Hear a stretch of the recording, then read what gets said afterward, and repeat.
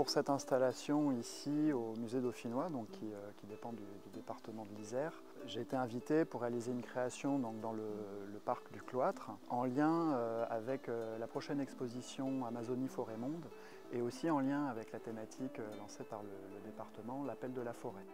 Je me suis attaché au principe un peu de mangrove, d'une forme racinaire en fait, qui viendrait prendre possession des lieux ou en tout cas réapparaître au sein du cloître. Cette notion de frontière, d'équilibre, de limite, c'est des choses qui imprègnent ma pratique et mes questionnements artistiques, à la fois sur des problématiques sociétales, environnementales pour le coup ici, et aussi physiques, c'est-à-dire que moi je m'implique aussi de manière jusqu'un peu à la limite de ce que je peux faire, et aussi en fonction aussi des limites du lieu. Je viens m'adosser sur les murs, jouer un peu de l'architecture.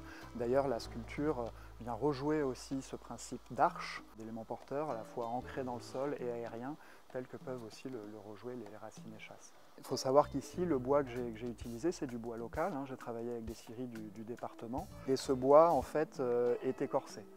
Les scieurs en fait l'écorcent, notamment pour éviter l'usure des lames, entre autres. Et en fait, c'est ce qui a donné aussi le nom de la pièce. Donc elle s'appelle écorcée. Et alors il y a cette réalité des scieurs, mais moi je l'associe aussi d'un élément qui aurait été un peu agressé, attaqué. Voilà, il y a cette peau protectrice qui n'est plus là, une sorte de mise à nu, d'écorché, d'écorcé vif. Et du coup, une idée un peu de fragilité, en lien encore peut-être avec des problématiques qui vont être soulevées lors de l'exposition Amazonie et qu'on peut se poser sur la nature en général et les agressions qu'on peut lui faire.